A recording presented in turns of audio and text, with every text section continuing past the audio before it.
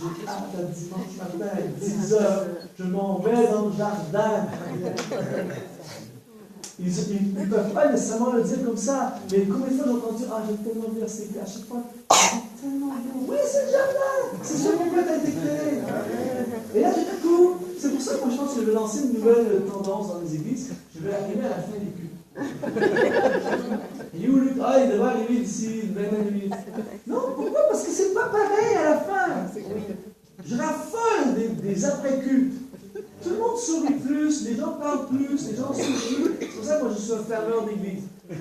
C'est là, je suis toujours le dernier à partir, on met le gars de sécurité, il met toujours dehors à la fin, tout ça. Parce que moi j'aime.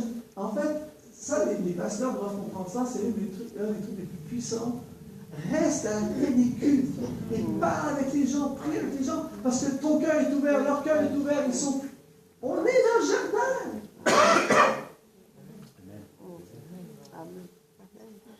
Donc, votre rôle, mon rôle, en tant que guerrier de l'invisible, c'est d'ouvrir un chemin, de créer l'environnement pour ramener les cœurs à Dieu.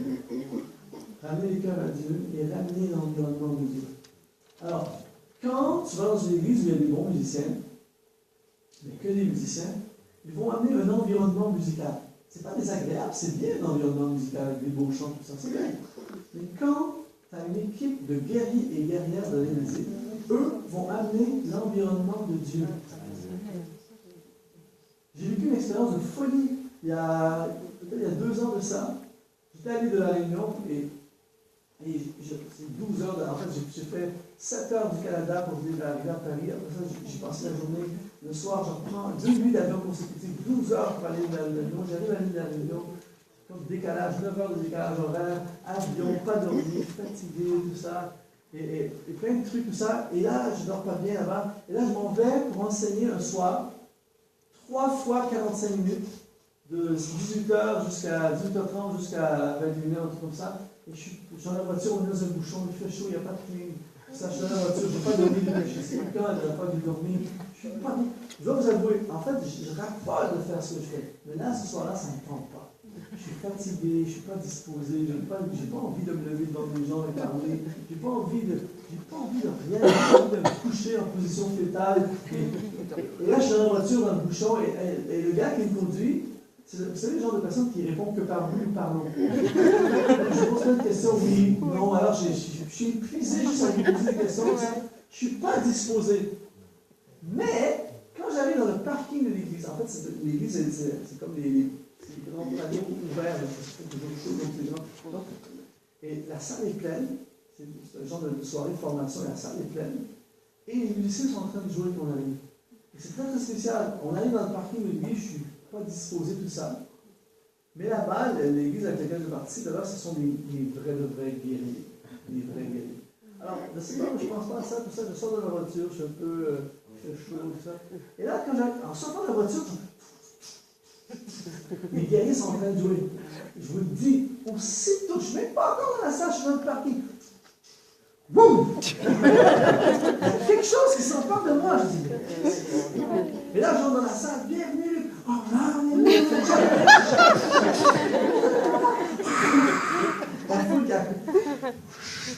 le dis, je ne suis plus la même personne. Et là, tout de suite, je rentre, on chante le dernier chant d'adoration, je suis dans les mains comme ça, Dieu, t'es merveilleux, je t'aime, alléluia. Je prends le micro, et là, quand je prends le micro, et pendant 3 heures, j'ai enseigné, et après, on a prophétisé, on a prié, on a pleuré, on a dansé dessus. Le même gars, 3 heures avant, il est mort. Qu'est-ce qui se passe? Quand je suis entré en sortant de la voiture, le jardin m'a attrapé. Et tout à coup, tout change. C'est ça que ça prend. Dimitri, c'est ça que ça prend. Ça nous prend ça. Et les seules personnes qui peuvent appeler ça, ce n'est pas des virtuoses de la musique. Tant mieux si ce sont virtuoses, mais ce n'est pas des virtuoses, c'est des guerriers et des guerrières de la musique. Les gens qui disent, nous, on se bat pour le jardin, on se prépare, on fait la répétition jeudi parce qu'on veut le jardin dimanche, on traduit des chants parce qu'on veut le jardin, on choisit des super chants parce qu'on veut le jardin. Je prie cette semaine pour mon ministère parce que je veux le jardin. On prie ensemble, on se réunit ensemble, on se bat pour être réunis dans l'esprit parce que ça prend le jardin. Amen. Amen. Amen. J'ai oublié de faire la musique là. C'est pas pour vous, mais je m'auto-encourage dans mon propre enseignement ce matin. Alors, la dernière chose que j'aimerais regarder avec vous par rapport à ce sujet, j'ai plein d'autres choses, mais ça ne vous pas parce que j'ai beaucoup de sujets aujourd'hui. Le dernier élément que je veux, c'est le quatrième point, s'il te plaît, à la projection, c'est en fait, les guerriers de l'invisible, c'est de régler les problèmes visibles en combattant dans l'invisible. C'est le quatrième point, s'il te plaît. Régler les problèmes visibles. Voilà. Régler les problèmes visibles en combattant dans l'invisible. On va lire 2 Samuel 22, verset 1 à 4. David adressa les paroles de ce cantique lorsque l'Éternel l'eut délivré de la main de tous ses ennemis. Tu as le droit de dire Amen. Et il dit, l'Éternel est mon rocher, ma forteresse, mon libérateur, Dieu est mon rocher où je trouve un abri, mon bouclier, la force qui me sauve, ma haute retraite, mon refuge, mon sauveur. Et il dit au verset 4, je m'écrie, loué soit l'Éternel, et je suis délivré de tous mes ennemis. Ça, c'est l'ultime déclaration du guerrier de l'invisible. Parce que c'est une déclaration terrestre complètement ridicule. Je répète, c'est une déclaration terrestre complètement ridicule. Je vais expliquer. Vous devez comprendre que David, c'est un guerrier. C'est un roi guerrier. C'est un gars, un soldat. Et c'est un gars qui connaît la guerre visible. Il a passé une grande partie de sa vie dans la guerre visible. La guerre visible, c'est que tu as un ennemi devant toi, à l'époque, tu sors ton épée et tu lui coupes la gorge avant qu'elle coupe la tienne. Tu te bats physiquement. Et il y avait beaucoup d'ennemis autour de lui qui voulaient s'emparer du royaume. Donc, il connaît la guerre visible. Sa déclaration est complètement ridicule pour un gars qui se bat visiblement. Je m'écrie, loué soit l'Éternel, et je suis délivré de mes ennemis. Il aurait dû déclarer plutôt quelque chose du genre, j'appelle mes plus vaillants guerriers, mes plus vaillants soldats, et je suis délivré de tous mes ennemis. Je sors mon épée, viens l'aiguiser, et je suis délivré de mes ennemis. Je m'entraîne, et il me bat stratégiquement, et je suis délivré de tous mes ennemis. Mais pas je lui crie loué soit l'Éternel, en quoi ça va changer quelque chose? Et David a compris qu'il y a une guerre invisible. Et la guerre invisible, tu ne peux pas la gagner en te battant dans le visible. Mes amis, quand tu as compris ça, ça change ta vie. Amen. Il y a un combat invisible contre toi. S'il était possible, ça serait génial, s'il était possible ce matin de prendre Dimitri comme ça, de mettre un genre de scanner sur lui comme ça, avec une projection audiovisuelle du vrai combat qui est sur scène. Pas le combat de son patron, pas le combat de son voisin, pas le combat du gars sur l'autoroute qui lui envoie le doigt d'honneur, pas ces choses-là. Le vrai combat. Si on pouvait projeter pour que Dimitri puisse voir ce qui se passe vraiment contre lui dans l'invisible. Je suis persuadé que ça changerait complètement sa façon d'attaquer. Et cette bataille invisible, parce qu'il y en a une, en passant, il y en a une. Cette bataille invisible contre toi, contre chacun d'entre nous ici ce matin, cette bataille invisible ne peut pas se remporter en combattant dans le visible. Et le problème des gens, pas ici, mais ailleurs dans le monde, vous n'avez pas de problème, mais les gens ailleurs dans le monde, je vous raconte ce qui se passe ailleurs pour vous tenir dans l'actualité. Le problème des gens, et l'erreur que moi j'ai fait, je ne sais pas combien de fois j'ai fait cette erreur-là, c'est que je vois un combat visible. Et je me bats dans le visible pour régler ce combat visible et ça me génère. Ou ça ne produit pas grand-chose. Et ça demande énormément d'énergie. David a des ennemis, tout ça, il peut se battre à l'infini. Il y aura toujours plus d'ennemis. Mais il a compris que ça se passe dans l'invisible. Donc la clé, c'est de se battre avec les instruments et les armes de l'invisible. Et la clé, c'est ceci. C'est que quand tu règles le problème dans l'invisible, tu vois le résultat dans le visible. Ne cherchez pas à régler le problème dans le visible. Ne vous battez pas contre vos frères, ne vous battez pas contre les cousins, contre le patron, contre le gouvernement, contre les impôts. Ne vous battez pas comme ça. Ne vous battez pas contre le préposé aux impôts qui vous appelle pour vous menacer. Battez-vous dans l'invisible. Et quand la bataille va se gagner dans l'invisible, ne soyez pas surpris que le préposé aux impôts qui n'est pas gentil avec vous soit muté ailleurs et soit une personne gentille qui te dit qu'il y a pas de problème, il va régler le problème. C'est génial! C'est vraiment ça! Moi, j'ai fait ça. Je prends l'exemple de réel dans ma vie. J'avais une personne des impôts. Vous savez, tu as une personne, je ne sais pas comment ça fonctionne ici en France, mais chez nous, tu as une personne des impôts. La personne qui est seulement un employé peut terminer ta vie, littéralement. Et il n'y avait aucun moyen de négociation, aucun moyen de discussion, il était en train de m'écraser. Et je savais qu'il y a quelqu'un au-dessus de lui qui pourrait changer les choses, mais il ne voulait pas, mais je me demande à la personne au-dessus de lui. C'est où ce que j'ai fait? Au lieu d'être méchant, au lieu de m'obstiner, j'ai dit, bon, d'accord. Le dimanche à l'église, je suis à l'église dans un soir de dimanche, je dis, j'ai un combat dans la vie en ce moment avec les impôts, on va se battre. Je m'écris, loué soit l'Éternel, et je suis délivré de tous mes ennemis. Et on arrive à cette dans l'église. Parce que ce sont des armes de construction massive. Amen. Et la semaine suivante, je reçois un appel, oui, bonjour, je m'appelle Pierre André. Je suis maintenant le nouveau préposé à votre dossier. Ça. Je regarde le problème, je ne comprends pas le problème, monsieur Dumont, il n'y a pas de souci, on va trouver, il n'y a aucun problème, on peut faire ça, ça, ça. Le problème, c'est réglé!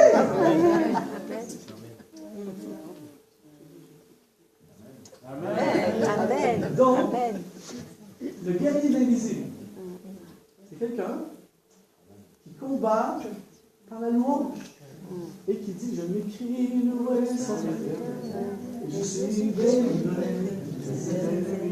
C'est complètement ridicule, visiblement. Même c'est pour ça que des fois on chante le chant là, il y a un nouveau qui vient à l'église, c'est quoi ce truc, quel ennemi? Les gens ne comprennent pas. Si tu ne connais pas l'univers invisible, tu ne peux pas comprendre ça. C'est une arme de l'invisible. C'est pour ça que vous êtes des guerriers de l'invisible. Et par votre louange, il y a un texte comme ça, on n'ira pas, on ne va pas l'utiliser. Il y a un texte comme ça, il y a le roi Josaphat qui est qualifié parce qu'il y a un ennemi contre les Ammonites, les Moabites veulent l'attaquer. Les historiens nous disent qu'il n'y avait aucune chance de gagner, ils étaient vraiment supérieurs. Et là, tout à coup, tu as un gars qui s'appelle Jacques Aziel, qui est un guerrier de l'invisible, c'est un musicien chante. C'est fort. Un musicien chante va conseiller un roi dans une guerre où le roi est condamné à perdre. C'est puissant quand même. C'est pas un stratège de guerre, c'est moi. Et là, il va dire à Josaphat, dans 2 Chroniques 15, il va dire, Josaphat, cesse de paniquer. Ce ne sera pas toi qui combattra, ce sera Dieu qui combattra pour nous. Ça, c'est le langage d'un guerrier de l'invisible. Et en fait, ce qu'ils vont faire, c'est simple, ils vont envoyer les musiciens au front. Ils ne vont pas sortir d'épée, ils vont sortir leurs instruments, leurs armes. Et là, tout à coup, ils vont louer et chanter et célébrer l'Éternel. Dieu habite au milieu des louanges. Et la Bible dit que les ennemis se sont battus entre eux et que les survivants sont partis en courant. Et la Bible dit que tous les peuples alentours ont dit « Ouf, on ne les touche plus, ils sont trop forts. » C'est génial! Amen. Et ça a été remporté seulement par la louange. Je m'écris, loué soit l'Éternel, et je suis délivré de tous mes ennemis. Régler le problème visible dans l'invisible. Donc, c'est pour ça, à partir de maintenant, quand tu as compris ça, quand tu as compris ce concept, et que là, tout à coup, le dimanche, quand tu arrives ici à 8h, 8h30, je ne sais pas à quelle heure vous installez, quand tu arrives le jeudi soir, on fait le répète, j'envoie des messages chez Nuvino en même temps. Le jeudi soir, en fait, on fait le répète. Et là, vous savez, si je vous disais là, préparez-vous parce que là on est samedi, je vous disais vendredi prochain, on vous amène tous à l'aéroport et on part en avion et je vais vous parachuter en Afghanistan ou en zone de guerre. On vous parachute tous, je vais vous donner une arme, un sac avec de la nourriture, tout ça. Je vous parachute en zone de guerre. Je ne vous garantis pas ce qui vous attend quand vous allez atterrir. Mais il y a des ennemis qui veulent votre peau. Alors, à vendredi, je vous garantis que je recevrai beaucoup d'appels de gens qui me disent Luc, il faut que tu me formes cette semaine. Je veux apprendre à utiliser là. Je veux savoir comment on saute avec le parachute. Je veux apprendre. Je ne veux pas être lancé là-bas toute seule. Je veux me préparer. Parce que je m'en vais à la guerre. Donc, le guerrier de l'invisible, il faut que j'aille à la répète jeudi. Il faut que je répète mon histoire, il faut que je maîtrise le chant, il faut que je sois prêt, je m'en vais à la guerre dimanche. Amen. Waouh, c'est vraiment bon là. Amen. Alors, je ne sais pas pour vous, mais moi, si je pars à la guerre avec 3 ou 4 gars avec moi, et je sais que ces gars-là peuvent me sauver la vie, ou me faire perdre la vie, je ne veux pas aller avec n'importe qui. Amen. Pas au début qu'on va donner 3 gars, ils ne savent pas trop utiliser leurs armes, ils ne se préparent jamais, ils ne sont pas réformés, ils ne savent pas sauter en parachute, puis ils ne savent pas tirer, mais dans le feu d'action, ils apprendront. Ils ont un petit manuel, comment passer les balles dans l'arme, comment faire sauter les bombes, tout ça, et vous verrez mon... Non! Je veux aller avec de l'élite. Amen. Je veux des gars qui ont déjà fait ça, et qui se préparent, et qui sont mieux que moi. Amen.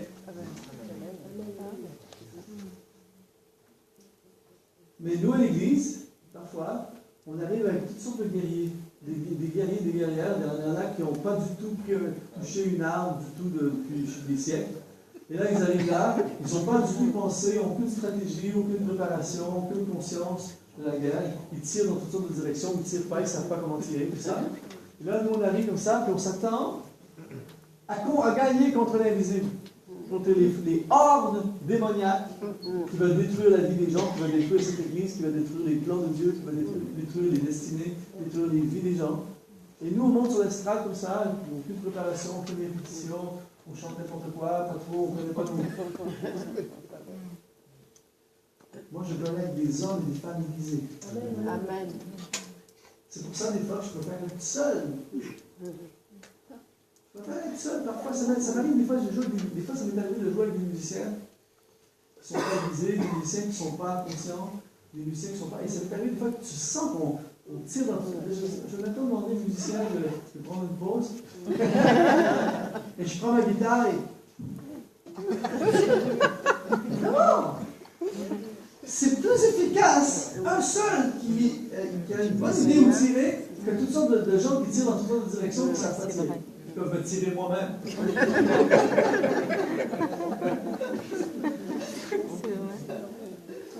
C'est ça? C'est extrêmement puissant, nous ne sommes pas des musiciens, nous sommes des guerriers, des guerrières qui utilisent la musique pour accomplir la mission.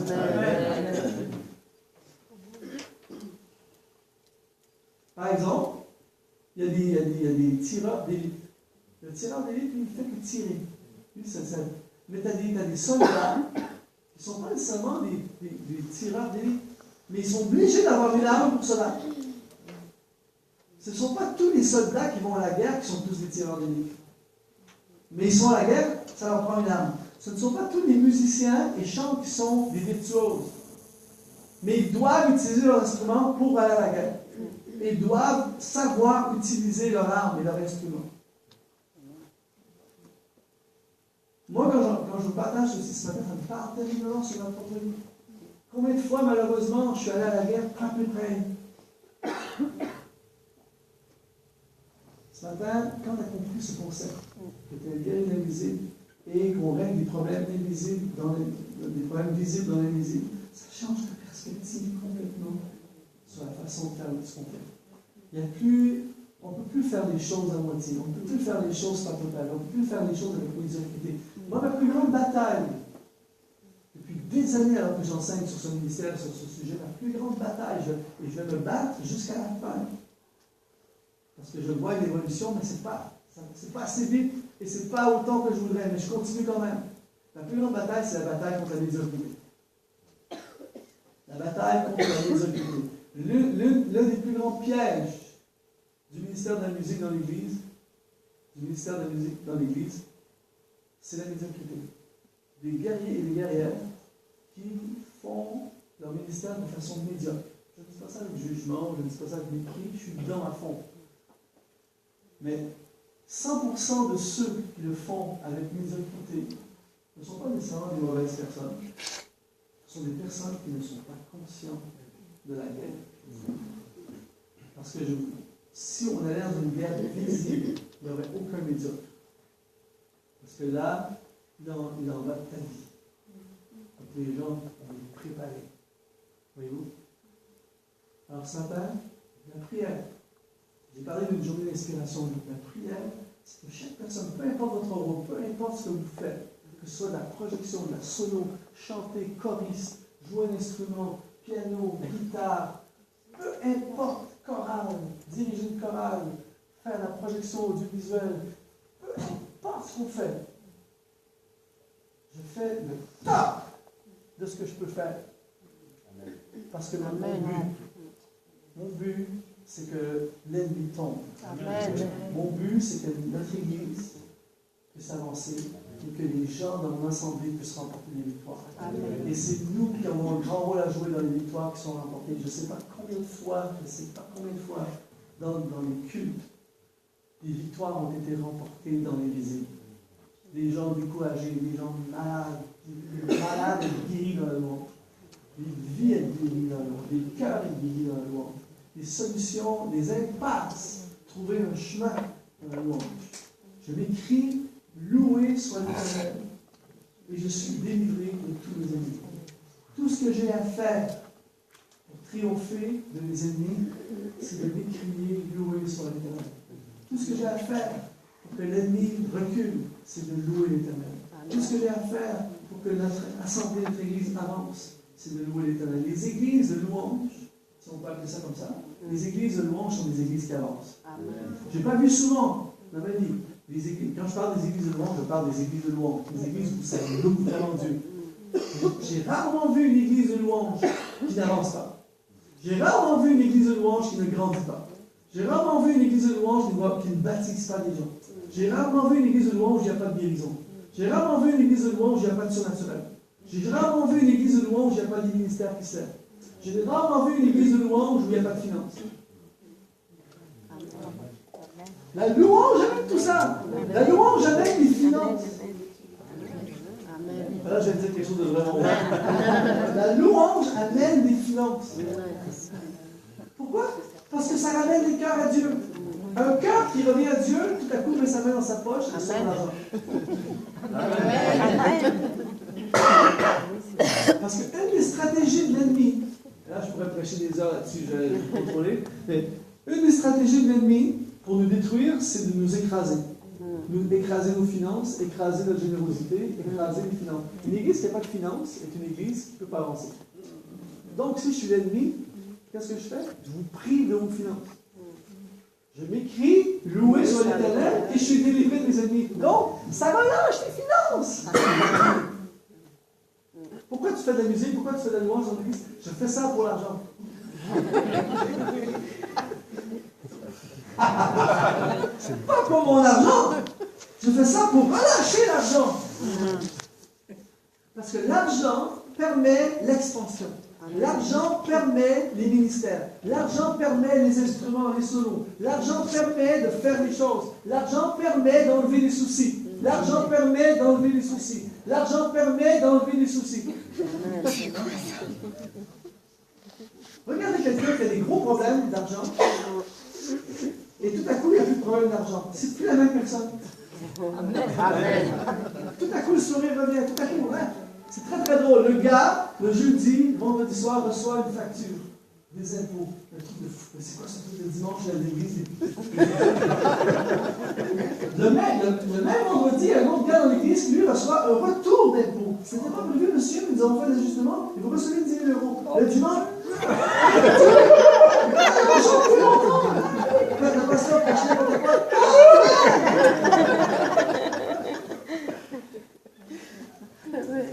C'est fou, hein? C'est pour ça la louange! La louange, c'est pas l'argent! Ne prenez pas juste cette phrase-là et ça sur YouTube et ça va donner des miracles. Hors contexte. La louange, ça relâche l'argent.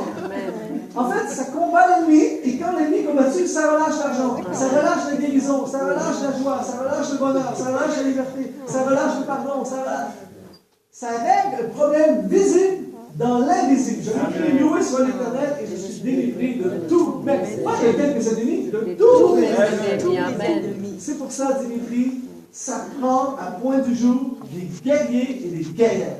Ça prend à Paris. Pour gagner Paris, ça ne prend pas des bons musiciens, parce qu'il y en a plein à Paris de bons musiciens. Allez au festival de jazz de Montreux, il y en a plein de bons musiciens. Ça ne règle pas grand-chose. Merci Seigneur pour les bons musiciens, c'est merveilleux. Moi j'aime la bonne musique, c'est pas ça le problème.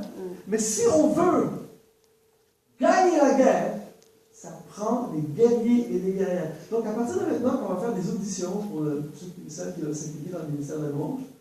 On va faire chanter la personne. Ah, c'est bien, t'as une belle voix, c'est bien, parfait. Est-ce que tu peux jouer ton instrument? Wow, c'est très bien. Tout ça. Maintenant, j'ai une question à te poser. Est-ce que tu es un guerrier? Tu joues bien, mais tu n'es pas un guerrier? Devenez un guerrier et ensuite tu joueras avec nous. Parce que ça prend, j'aime mieux 2 guerriers que 10 musiciens.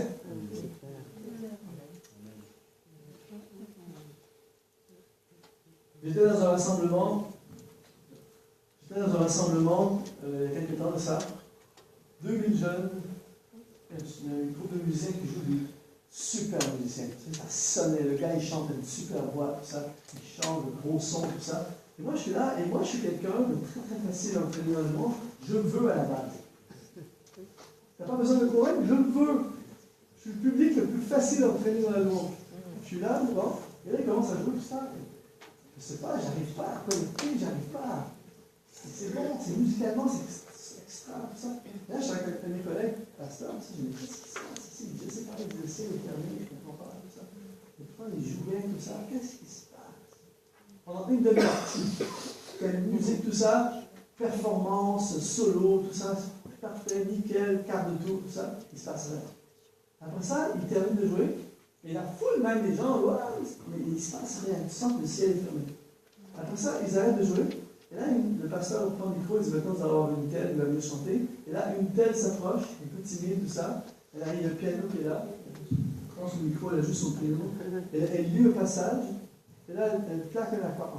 C'est fou, en plaquant l'accord, c'est comme si le ciel s'est ouvert. Et là, elle commence à chanter. C'est comme si tu avais ouvert une vanne.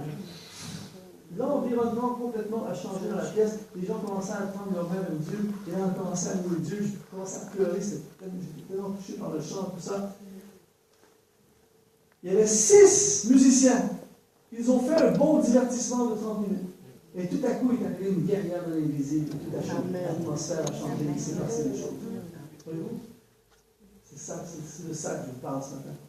Ça prend des guerriers et des guerrières de l'invisible. Alors imaginez 6, 8 guerriers guerrières qui sont unis dans l'esprit, qui ont le même cœur, une même vision, le même objectif d'amener le ciel sur la terre, de changer l'environnement et d'amener les cœurs à Dieu, et qui veulent régler les problèmes visibles dans l'invisible, et qui sont prêts à dire je vais crier louer sur l'éternel.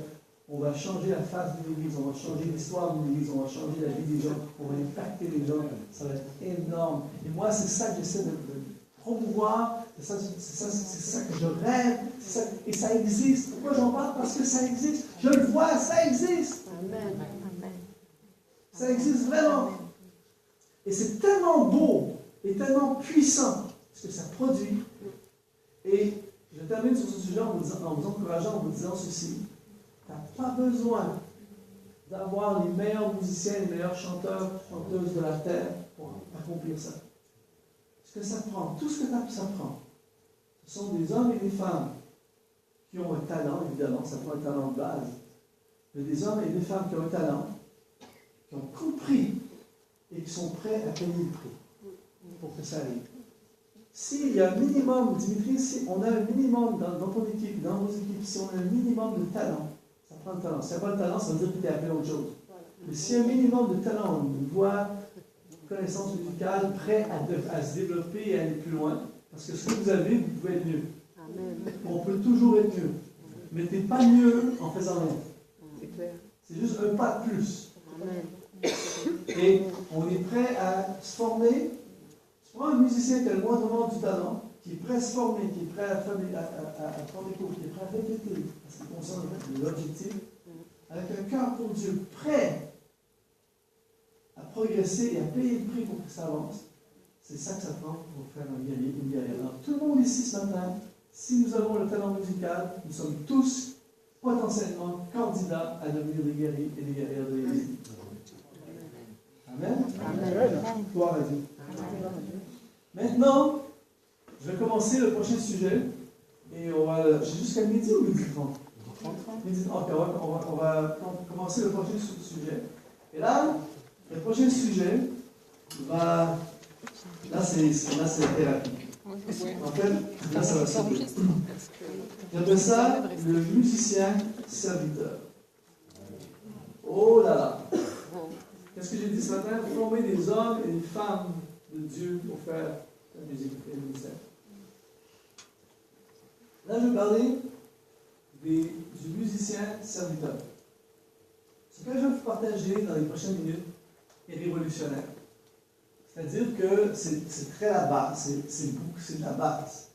Mais alors que j'enseigne là-dessus, je suis vraiment frappé de voir à quel point beaucoup de gens qui font la musique n'ont pas compris nécessairement le concept du serviteur. Nous ne sommes pas des musiciens, nous sommes des serviteurs. Nous ne sommes pas des musiciens, nous sommes des guerriers. Un guerrier, serviteur. Et là, juste avant d'entrer dans ce sujet, vous devez comprendre ceci, c'est que dans le royaume de Dieu, nous sommes dans un royaume. En ce moment, nous sommes, pour ceux qui ne le savent pas, nous sommes géographiquement en France. On a gagné. Et vous avez gagné au foot hier. Et vous devez savoir ceci, c'est que ceux qui ont voyagé, ceux qui voyagent, vous allez comprendre encore plus ce principe, c'est que chaque pays a ses règles. Chaque pays, on va dire royaume, chaque royaume a ses règles et ses façons de faire. Et si tu veux que ça fonctionne dans le pays où tu es, tu dois fonctionner selon les règles du pays. Tu ne peux pas dire, moi j'arrive de tel pays, c'est comme ça chez nous. Non, on s'en fout. Ici, c'est comme ça. Par exemple, moi je suis canadien, et chez nous sur l'autoroute, c'est 100 km/h la nuit. Et la grâce va jusqu'à 118. J'ai des amis policiers qui m'ont dit que la grâce va jusqu'à 118. Donc, si vous voulez au Canada, 118, il n'y a pas de souci. À 119, ça dépend du policier. Et par contre, si c'est un radar flash, il n'y a aucune grâce. Et ici en France, c'est mieux, c'est 130. Vous êtes français, vous allez au royaume du Canada, et là, vous êtes sur l'autoroute, vous roulez 130, 135, tout ça, ça va super. On dirait que les voitures ont été créées pour rouler cette vitesse-là, c'est ridicule. Et là, tu roules tout ça, et tu dis, c'est ridicule, 100 km/h, moi je suis français, je roule 100, j'ai mon passeport français, 130, il n'y a pas de souci. La police t'arrête. Et tu dis, ben, écoutez, monsieur, moi je suis français, c'est 130 chez nous, on s'en fout, ici c'est 100, c'est privé pour le prouver. Vous allez en Angleterre, je suis allé il n'y a pas longtemps, vous allez en Angleterre, le volant est à droite et tu roules à gauche. Là, c'était très long que je suis sorti de location de voiture, tu sais, wow! Changer les vitesses avec le bras gauche, c'est presque diabolique, tu vois. Et là, tu vas au drive. Oui, je vais prendre le coca avec ce côté-là, c'est vraiment bizarre. Et toi, tu dis, non, moi je suis français, je suis canadien, chez nous c'est de l'autre côté, je m'en fous. Dans quelques secondes, tu as un souci. Tu dois fonctionner selon les paramètres du royaume dans lequel tu es. C'est pour ça que je dis souvent, une parenthèse, je dis souvent, dans les cultures, par exemple, il y a des cultures où les gens sont plus louanges, chanter, danser, tout ça. Et quand tu es ici en France, ou chez nous au Canada, que les Canadiens français, on est des anciens français, souvent c'est plus nous, moi je suis français, moi je suis québécois, chez nous, on n'est pas des émotionnels. Oui, mais quand tu es dans le royaume de Dieu, c'est la culture de Jésus. Et la culture de Jésus, c'est danser, chanter, crier, pousser des cris. Donc, si tu veux que ça fonctionne, tu dois fonctionner selon les paramètres du royaume dans lequel tu es. Dans le royaume de Dieu, pour monter, tu dois descendre. Dans le royaume de ce monde, pour monter, tu dois monter. Et même souvent, tu écrases tout ce qui est sur ton chemin pour monter le plus haut possible. Ça, c'est le royaume de ce monde. Donc, c'est dans ton boulot, les gens dans le boulot, je veux être le président, donc je suis prêt à tout, je vais écraser les autres, mentir, tout ça. Les gens, le but, c'est de monter. Dans le royaume de Dieu, pour aller là, il faut que tu ailles là. Et l'endroit sur la terre, le ministère dans l'Église, l'endroit où il y a le plus d'ego, le plus d'orgueil, pas ici, là, en fait, je parle des problèmes d'ailleurs. C'est sur l'estrade. Et plus l'Église est grande, plus il y a des grands égos. Et c'est pour ça qu'il y a beaucoup de gens qui ont la difficulté à accomplir le ministère de la musique parce qu'ils n'ont pas compris le concept du royaume. Donc souvent, chez nous, par exemple, on a beaucoup de musiciens qui se sont convertis, c'était déjà des musiciens professionnels avant de se convertir, et là ils donnent leur vie à Dieu, tout ça, et là ils disent, ben, c'est génial, je veux jouer de la musique pour le Seigneur. Ils ont des talents extraordinaires, et là ils arrivent avec la mentalité du royaume de ce monde, et là ils entrent dans le royaume de Dieu, et là ils veulent faire de la musique avec la mentalité du royaume de ce monde, mais dans le royaume de Dieu. Ça marche pas! C'est pour ça qu'il y a plein de problèmes, c'est pour ça que les pasteurs ont tellement de soucis avec les musiciens. Quand tu parles, tu es dans une conférence de pasteurs, et que tu te mets à parler, ça m'est arrivé, que tu te mets à parler des musiciens et des artistes, tu vois les pasteurs qui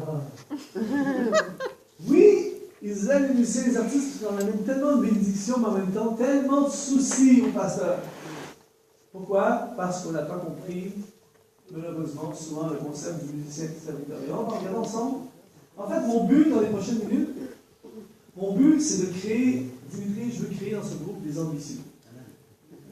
Ce matin, je veux faire la promotion de l'ambition. Qu'à la fin de la journée, il y a dans ce lieu que vous soyez plus ambitieux que jamais. Et là, il y a des gens qui sont un petit peu, de quoi ils parlent. Parce que souvent, le mot ambition a une connotation péjorative. Mais là, j'appelle ça les ambitions du royaume. Je veux créer ce matin les ambitions du royaume. C'est extrêmement puissant. Et Jésus promouvoit l'ambition. Et là, on va lire Matthieu, chapitre 20, versets 26 à 28. Il nous dit, mais quiconque veut être grand parmi vous, qu'il soit votre serviteur. Et quiconque veut être le premier parmi vous, qu'il soit votre esclave. Dites à la personne à votre gauche, à partir de maintenant, tu es mon esclave.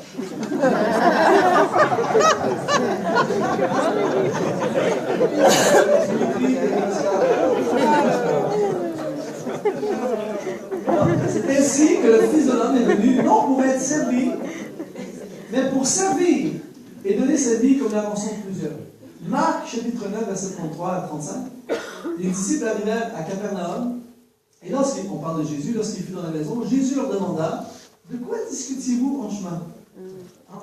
J'aime tellement Jésus. Jésus va toujours, c'est constamment de la provocation. Il va toujours, c'est un autre message que je pourrais prêcher, mais Jésus est constamment en train il va toujours poser la question. Il pourrait poser 50 questions, mais il pose toujours la question. Il va toujours, de quoi discutez-vous en chemin? Mais ils gardèrent le silence. En général, quand la personne ne peut pas répondre, c'est que tu as touché la bonne question. Car en chemin, ils avaient discuté entre eux pour savoir qui était le plus grand. Alors il s'assit, il appela les 12 et leur dit, si quelqu'un veut être le premier, il sera le dernier de tous et le serviteur de tous. Et là, dans ce passage, on voit à quel point les disciples étaient des êtres humains comme nous aujourd'hui. Et il y avait parmi eux des petits coqs. Je ne sais pas si ça existe en France. Oui. Des petits coqs, oui. Pas à Paris, ça n'existe pas à Paris. Encore une fois, je vais parler si c'est sûr. Et les gars, vous devez comprendre que les gars, ils croyaient que Jésus était venu pour amener une révolution terrestre. Ils n'avaient pas compris encore le concept de l'invisible. Et eux, ils se disaient, l'Empire romain, on en a marre, et eux, ils pensaient que Jésus était un révolutionnaire qui ferait tomber l'Empire romain, et ils se disaient, c'est génial, on va être les gars qui étaient les premiers avec le révolutionnaire. Et tu veux toujours être le premier. Moi, j'aurais aimé être un ami proche de Bill Gates ou de Steve Jobs. Tous leurs amis proches qui ont lancé le projet sont devenus milliardaires. Donc, et eux, ils se disent, on est proches, 3 ans, 24 sur 24, 7 sur 7 avec Jésus, on va être les premiers à vivre la révolution et donc on va avoir les meilleurs postes. Donc, ils discutaient en chemin qui sera le plus grand. Moi, je vais être le gouverneur de la Judée, moi, je vais être le président des finances, je vais être le ministre de l'économie, je ne sais pas. Ils parlaient, et là, Jésus arrive. De quoi parlez-vous en chemin? Et là, ils disent, oh non, Jésus, anti-orgueil, donc on ne peut pas dire tout ça. Et là, Jésus aurait pu dire, les gars, c'est mal ce que vous avez fait, nous sommes tous égaux, arrêtez ça. Il aurait pu faire ça. Non, il les encourage. Il dit, si quelqu'un veut être le plus grand, ou si quelqu'un veut être le premier. Donc, on peut vouloir être le plus grand et on peut vouloir être le premier. Ce matin, vous pouvez, vous n'êtes pas obligé, mais vous pouvez dire, moi, je veux être le premier dans mon église. Je veux avoir le plus grand ministère de monde francophone. Vous pouvez aspirer à ça, c'est incroyable. Jésus dit, tu peux être le premier, tu peux vouloir être le premier. Puis être le plus grand. Dimitri, tu peux dire, Merci Seigneur jusqu'à maintenant pour tout ce que j'ai vécu, mais je vais être encore plus grand. C'est bien de diriger, d'être le responsable de la louange ici, mais je veux être responsable de la louange pour la nation.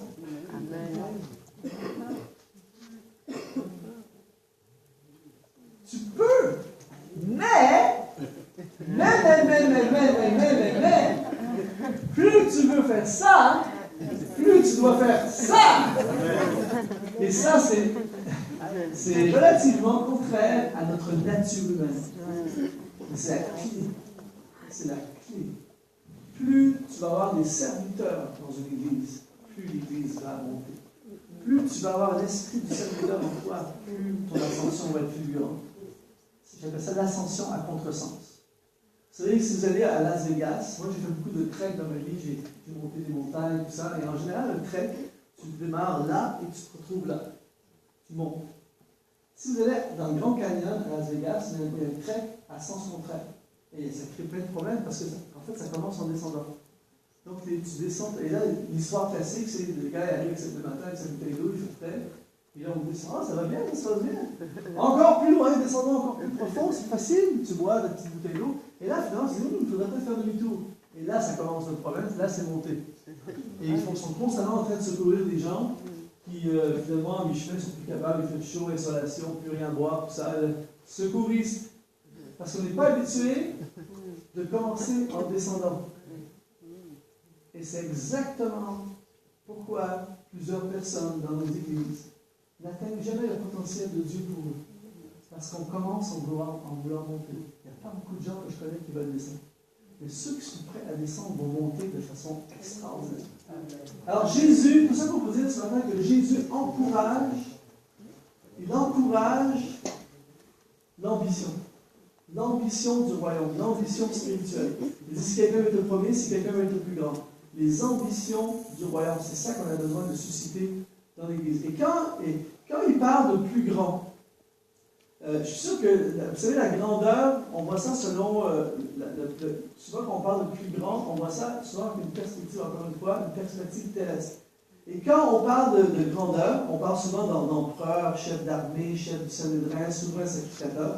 Et souvent, la grandeur de quelqu'un se mesure selon son statut social, son compte bancaire, ses diplômes, ses réalisations, son importance, sa popularité ou ses dons. C'est souvent comme ça qu'on mesure quelqu'un. Par exemple, moi j'ai vécu une expérience, il y a quelques temps, j'arrive à l'église dans une église avec quelqu'un, un collaborateur qui était avec moi. Et quand j'arrive à l'église, Luc, bonjour, comment ça va? Je suis content de te voir, c'est génial, tout ça. Et là, j'introduis la personne qui est à côté de moi, ils ont ignoré complètement la personne. Comme si c'était rien, et Luc, juste parce que j'écris quelques chants, l'autre n'a pas écrit quelques chants, on l'ignore complètement. Souvent, on ne va pas traiter les gens de la même façon selon leur compte bancaire. Tu sais que le gars est riche, bonjour mon frère. L'autre à côté, il demande de l'argent, on l'ignore complètement. Voyez-vous, j'ai vécu une expérience comme ça il n'y a pas longtemps. J'ai un de mes amis qui est responsable d'une flotte de véhicules exotiques. Donc, ils ont 25 Lamborghini, Ferrari, des voitures de 200 000 à 300 000 euros. Et ils font des locations pour des gens qui ont beaucoup d'argent, tout ça. Et des fois, ils doivent déplacer ces voitures. Et j'ai conduit, il y a 2 semaines, je conduisais une Lamborghini de 250 000 euros. Et là, c'est drôle parce que je suis le même Luc Dumont. Et là, tout à coup, ça n'arrive jamais, moi, d'être sur l'autoroute. Il y a des gens qui sortent la tête et qui me filment pendant que je roule. Les gens, et là, on arrive dans un parking. Bonjour! On arrive au restaurant, dans un endroit où interdiction de garer, le propriétaire sort, vous garez là, je vous fais un repas. Je crois que ça coûte cher. C'est incroyable. Et tout à coup, les gens, quand je reprends la voiture après, je suis le statut, on mesure la grandeur selon ton compte bancaire. Ça, c'est le royaume de ce monde. Dans le royaume de Dieu, ça n'a plus rien à voir. Tout ça ne compte plus. Dans le royaume de Dieu, ta grandeur est mesurée par ta petitesse. Amen. Le rang est mesuré. Plus tu vas en arrière, plus tu vas te retrouver en avant. Voyez-vous? Amen. C'est extrêmement puissant. Alors, ce matin, ce qu'il faut comprendre, c'est qu'en tant que musicien, nous pouvons aspirer à être grand, mais grand selon Dieu. Et grand dans le grec, c'est le mot méga. Le mot qu'on utilise dans le grec pour grand, c'est le mot méga. Et méga parle, dans le grec, parle de nombre et quantité. On parle de quelqu'un de puissance, de force, d'affirmation d'un rang, d'appartenance, de personnes imminentes en capacité, hautement estimées pour leur importance. Ça, quand tu regardes ça, normalement, tout ce que je viens de citer aurait dû apparaître sur l'horaire. Quand tu regardes ça, il y a plein de gens qui aspirent à ça. On veut être les premiers en importance. Par exemple, je donne un exemple. Moi, je fais partie d'une grande assemblée. Et ça n'a pas d'importance que ce soit un dimanche après-midi de juillet, il fait chaud, c'est long week-end, c'est les vacances, tout ça. Si tu fais une annonce le dimanche matin, tu dis cet après-midi à 15h, belle journée ensoleillée et tout ça. Cet après-midi à 15h, nous faisons une rencontre pour tous ceux et celles qui veulent s'impliquer dans le ministère. On va ouvrir des nouveaux postes dans le ministère de la louange. Tous ceux et celles qui sont intéressés à s'impliquer, je sais qu'il fait beau aujourd'hui, c'est les vacances, mais ceux qui sont disponibles, venez cet après-midi à 15h. Tu es sûr qu'à 15h, c'est plein de monde. C'est plein, même s'il fait chaud. Pourquoi? Parce que je vais chanter devant des centaines et des milliers de personnes. Tout à coup, il y a plein de disponibles. Mais si tu dis le même dimanche, cet après-midi à 15h, nous avons une rencontre pour former l'équipe de nettoyage de l'église et de changer les enfants. Je ne suis pas certain qu'il va y avoir une grosse foule cet après-midi-là. Voyez-vous? Donc, le ministère de la musique suscite ça chez les gens. Je vais être le premier, je vais être en avant, je vais être puissant, je vais être... Voyez-vous? Et Jésus dit, dans Matthieu chapitre 5, verset 19, il dit, celui donc qui supprimera l'un de ses plus petits commandements et qui enseignera aux hommes à le faire de même, cela sera plus petit dans le royaume des cieux. Mais celui qui les observera et enseignera à les observer sera appelé le plus grand méga dans le royaume de Dieu. Luc 9, 48, il leur dit, quiconque reçoit mon nom, ce petit enfant me reçoit moi-même. Et quiconque me reçoit celui qui m'a envoyé. Car celui qui est le plus petit parmi vous tous, c'est celui-là qui sera le méga. C'est celui-là qui est grand. C'est fort. Donc, les mégas, premier en rang, premier en quantité, premier en appartenance, ce sont les plus petits. Et ensuite, les premiers, c'est le mot protos. Et protos veut dire premier en temps ou en lieu, premier dans le rang, premier en influence, honneur, chef, principal, en avant. Il y a plein de gens qui aspirent à ça. Beaucoup de gens veulent être les protos. Et Jésus dit dans Matthieu 20, verset 16, il dit, ainsi, les derniers seront les protos, les premiers. Et les protos seront les derniers. Matthieu 20, 27 dit, et quiconque veut être le protos parmi vous, qu'il soit votre esclave. Wow! Si je veux être le protos, je suis ton esclave.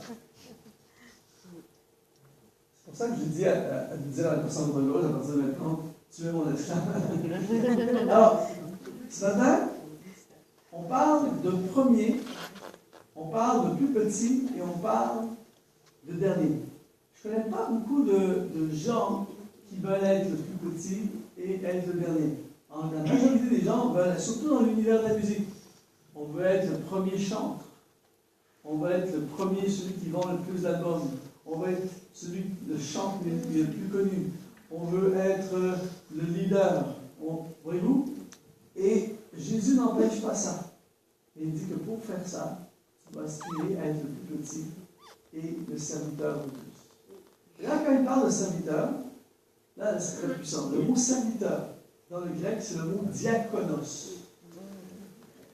Et diakonos est utilisé dans le Nouveau Testament pour parler de domestique, de messager, de celui qui est aux ordres d'un autre serviteur ou de diacre. Et moi, ce qui a attiré mon attention, c'est surtout les mots domestique et messager. Premièrement, domestique. Là, normalement, ça va apparaître, mais la prochaine diapo.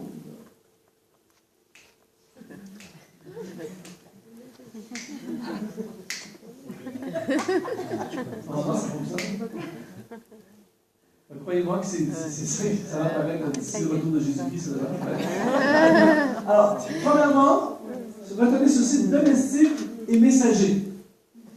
Moi, le mot domestique a attiré mon attention Parce que un domestique, c'est comme presque, c'est quelqu'un qui travaille au service de quelqu'un. Et une des choses qui me fascine le plus dans cette pensée, c'est j'aime beaucoup le vélo.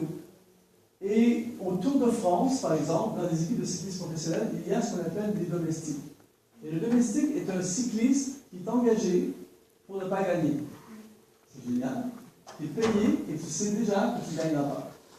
Et en fait, le domestique, ce qu'il fait, c'est qu'il court afin que le leader l'emporte. Et c'est lui qui va couper le vent. C'est lui qui va donner sa roue. Si le leader fait une crevaison, il va donner sa roue. Il va parfois même donner son vélo. Il va accepter d'être disqualifié pour que le leader l'emporte. Ça, c'est le domestique. Ça, c'est ce qu'on a besoin. C'est avec des gens comme ça qu'on construit le royaume de Dieu. Des gens qui sont prêts à renoncer à eux-mêmes pour que les autres. Imaginez une équipe de louange où, par exemple, le leader de louange est là dans le but d'aider l'équipe de louange. Au lieu, il n'est pas là pour devenir célèbre. Il est là pour rendre Jésus encore plus célèbre. Il n'est pas là pour se faire un nom. Il est là pour aider les autres à se développer. Il n'est pas là pour faire sa promotion. Il est là pour faire la promotion du Seigneur. Il n'est pas là pour se faire connaître. Il est là pour le faire connaître. Il ne choisit pas les chants en fonction de ce que lui a envie. Il choisit les chants en fonction de ce qui va faire du bien aux gens. Voyez-vous? Tout le temps en fonction de servir les autres. C'est le serviteur. Et ça dit aussi que c'est un messager. Le messager, est-ce que vous avez déjà vu un livreur de UPS ou de FedEx arriver chez vous et se prendre la tête parce qu'il fait une livraison? C'est rare que les gars disent, les livreurs de pizza. Bonjour, j'ai fait 18 livraisons de pizza ce soir. On s'en fout, donne-moi la pizza. Et souvent, quand tu as la pizza, il dit 10 secondes plus tard, tu fais une pizza de livreur de pizza. Je ne dis pas ça pour bénéficier la profession de livreur de pizza, mais pour dire que tu es comme messager. Tu livres un message. Tu livres une pizza, tu livres un colis. Voyez-vous? Et en fait, nous sommes des messagers. Ça, c'est quand j'ai compris ce principe, ça change beaucoup le message. Le messager n'a pas de pression. Il ne fait qu'une livraison. Aujourd'hui, je ne suis pas en train de parler du monde. Je suis un messager. J'ai fait une livraison. J'ai traversé l'océan pour livrer le message. Amen. Et j'ai fait une livraison. Voyez-vous, c'est ça le serviteur. Le serviteur est là, simplement pour apporter quelque chose. Donc, c'est ça que ça prend. Ça prend des musiciens serviteurs. Des gens qui sont là pour servir. Le diaconos est quelqu'un qui sert. Et plus tu vas servir, attention, plus tu vas servir, plus de toi Dieu va se servir. Amen. Plus tu vas servir, plus de toi Dieu va se servir. Amen. Dieu utilise puissamment les serviteurs et les servantes.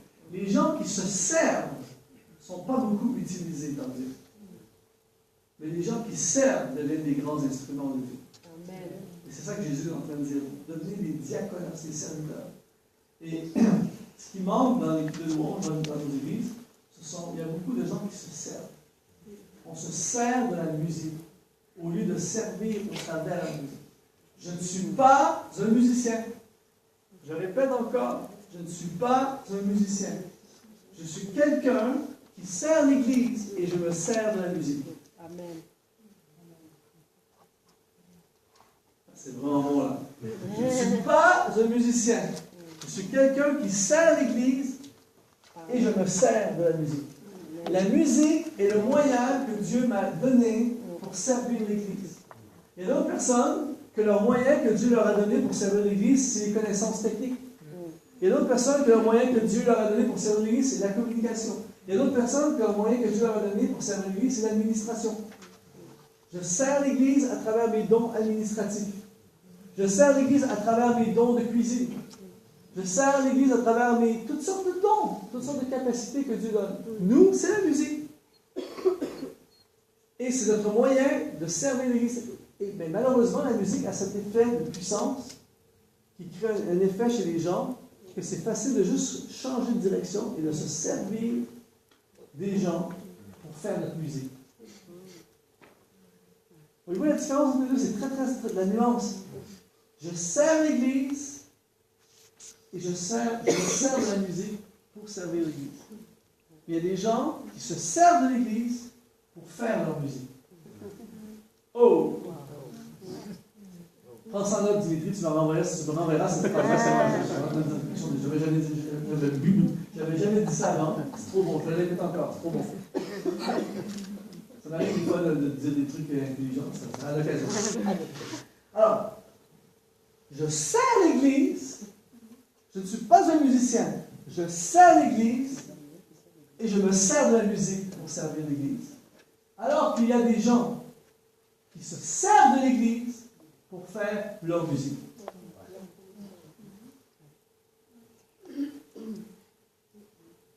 Et moi, je vois les deux sur une base régulière. Et tu peux être un guitariste à l'église, tu peux être un chanteur, une chanteuse, un pianiste, un conducteur de louange, et te servir des gens. C'est possible.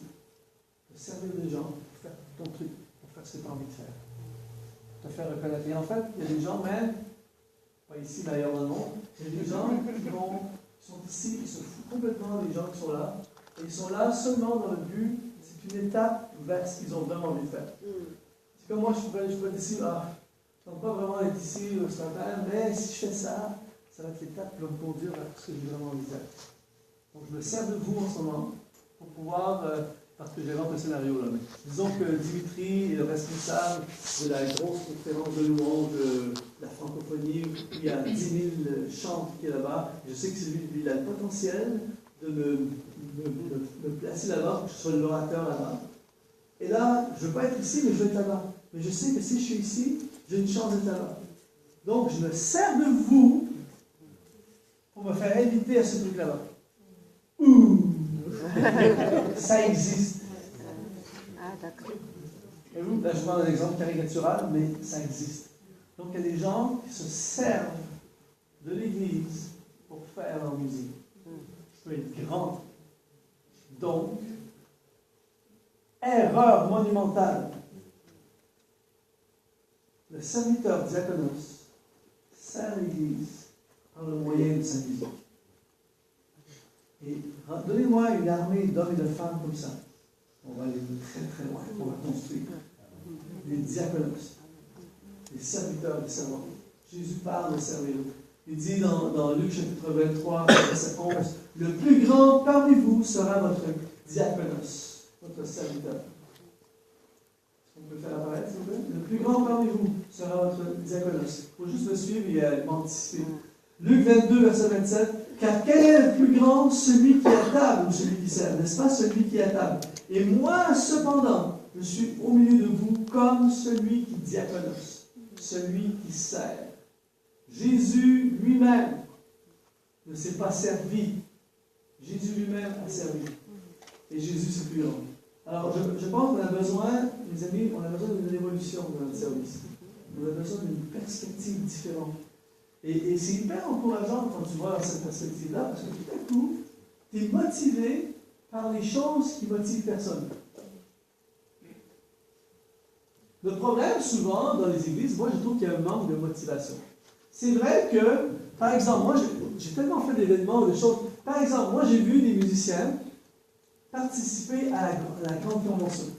L'événement, il va y avoir 5 000 jeunes, et là, on fait le répète. C'est très rare que tu vas dire à un musicien, écoute, on fait le concert, il va y avoir 5 000 jeunes, le gros événement, tout ça, on fait des répétitions. Je dis, tout le monde est disponible. Tout le monde ça lui tend, tout le monde se prépare, tout ça, c'est le gros truc. Mais si tu leur dis, c'est la répétition parce qu'on va jouer à la cellule de prière où il y a 8 personnes, tout ça. Moi, j'ai une grosse semaine, je ne sais pas si je peux être là jeudi, tout ça. On n'est pas motivé parce qu'il ne motive pas. Mais quand tu as les ambitions du royaume, tu sais que le plus petit et serviteur de tous va être le plus grand. Tu es motivé parce qu'il ne motive pas. Donc les ambitieux du royaume vont être hyper motivés par n'importe quoi. J'appelle ça le concept du privilégié. Une des trucs pasteurs que les gens ne réalisent pas, c'est le privilège. le privilégié n'a pas la même attitude que le non privilégié. Par exemple, j'ai une de mes amies qui travaille chez Air France et vous savez, des fois, ça m'est arrivé avec